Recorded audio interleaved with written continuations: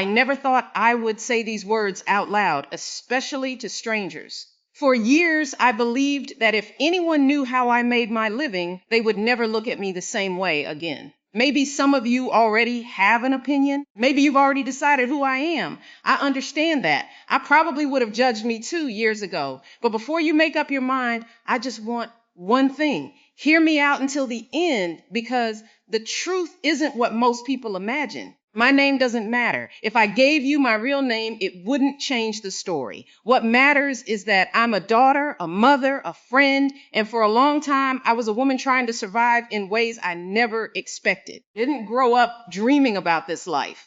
When I was little, I wanted to be a nurse. I loved helping people. I used to wrap bandages around my dolls and pretend I was saving lives.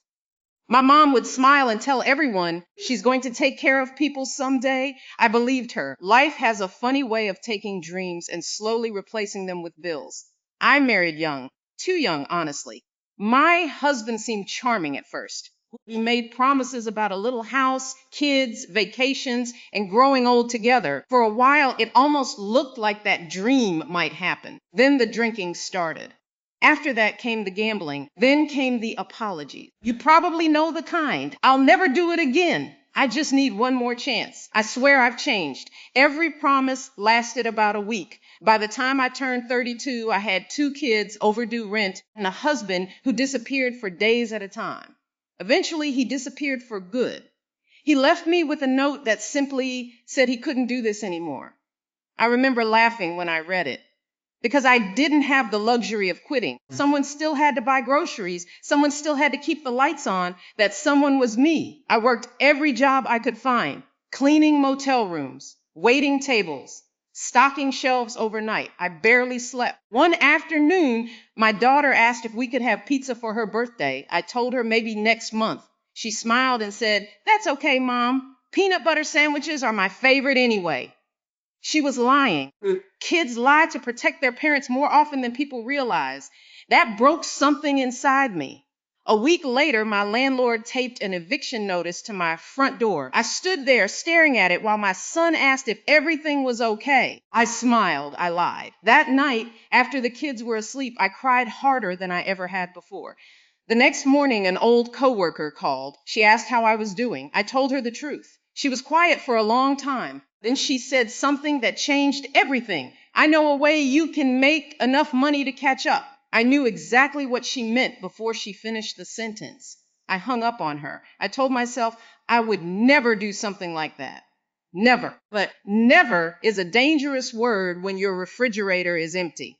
3 weeks later, I called her back.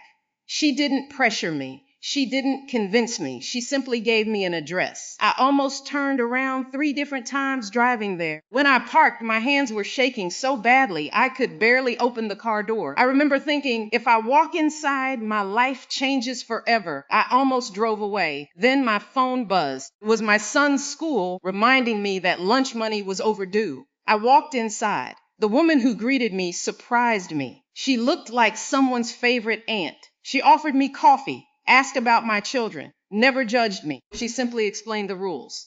Safety first. Always trust my instincts. Never let anyone convince me to ignore my boundaries. I listened, but honestly, I barely heard anything. My heart was pounding too loudly.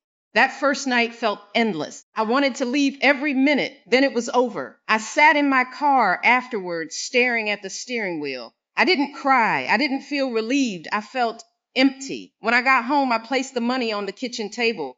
It was more money than I had earned in 2 weeks at my regular job. I hated looking at it. I hated touching it. The next morning, I used it to pay the rent. I bought groceries, filled the gas tank, bought my daughter the birthday pizza she had pretended she didn't want. She hugged me and said, "Best birthday ever." I smiled.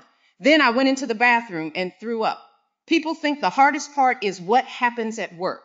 For me, it wasn't. The hardest part was pretending everything was normal afterward. Helping with homework, packing lunches, cheering at soccer games, laughing with neighbors, keeping a secret that felt heavier every day. I became an expert at acting. Not because I enjoyed lying, because I believed the truth would destroy my children.